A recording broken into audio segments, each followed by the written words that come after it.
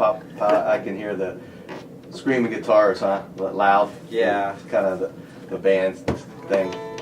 Yeah. Yeah, always super loud and fast. You know, I mean that's the kind of stuff we were listening to back then was just loud, fast, but it always had melody. It always had that hook, and that.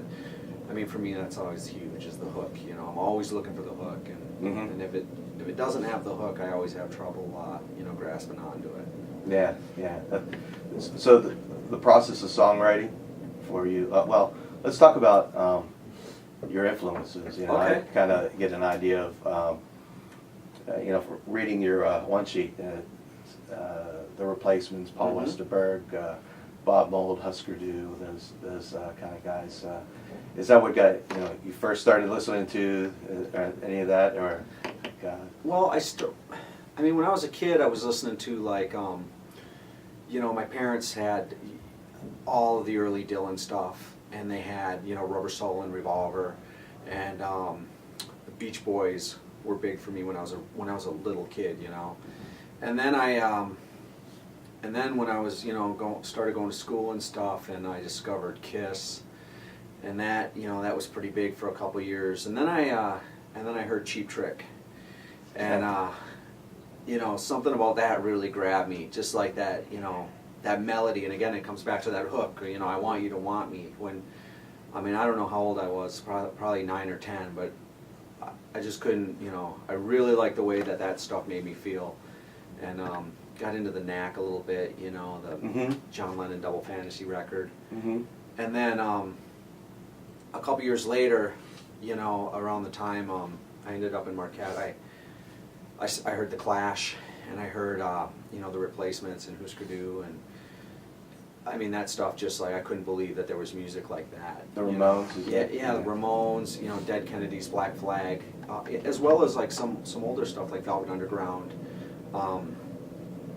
some of that early Who stuff, and that, I mean that, as much as everything I'd had before, that stuff just made such an impact on me, because you could just relate to something that it wasn't in an arena, it was the whole punk rock ethic of you don't have to be a guitar genius to play the guitar, and it really, 3 chords, it kind of put everything within reach, and again, and all that stuff is real, all that stuff out of Minneapolis and all that, it was just had such great hooks, and the songs were so great. And then a few years later, I started getting into like Johnny Cash, Graham Parsons, Tom Waits, and I'm just huge into Tom Waits, and all the stuff that you kind of springboard off of there, and all the all country Americana stuff that started to come up in the 90s. That was with the Uncle Tupelo stuff, and they kind of changed everything then. Again, they did kind of in the 90s what Husker Du did in the 80s was a little bit of a reinvention of stuff. That's interesting, because I grew up here. This is my hometown. Okay. I grew up here, and we had like 2 options for radio, and I didn't even know about college radio, so it's classic rock. I mean, everything, my first concert was Kiss. That was my first show. Sure. But yeah, we heard the stuff. It was like all classic rock pretty much, and it's still the station. I won't mention the call letters, but it's still classic rock, and we play it all the time, and it's the same stuff. But then when you go off to college, then it's like all this new music, right? It's just like wow, all this new stuff that you just are exposed to. It can be overwhelming. Yeah, it's just like I remember like REM was like a college radio new band, Absolutely. And, I didn't, like even U2 and the Police when they first came out were like this underground thing, and I never even heard of them, and here they played at some little bar in Pittsburgh.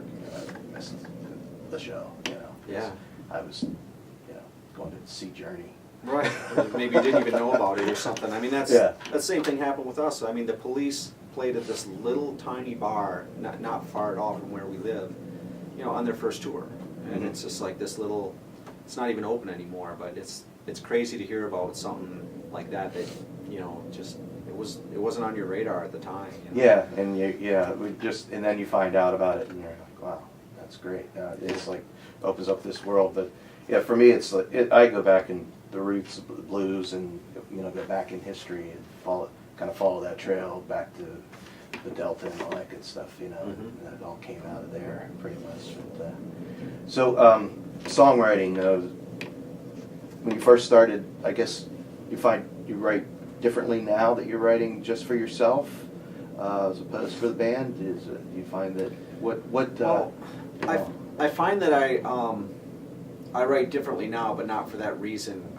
I mean, I still write for the band. Mm-hmm. So the approach I take is just to write, and then I kind of figure out later. I'm probably better now at figuring out the good stuff from the bad stuff. And I kind of let after I've written the song, then I think about, is this something that the band might be into, or is this something that wouldn't really fit well in that context? So it's not, I don't really, I try not to go in with preconceived notion of a song. I just write a song and then, take a look at it when it's done and figure out, what to do with it. Yeah, it's tough to to get a filter though. I mean, like how at least filtering that, like, is this good or is this bad? I found, like, I had a lot of stuff that I thought, oh, this is horrible, and then I played for something that, wow, I really like that. Yeah, Like we're we're our own worst critics when it comes to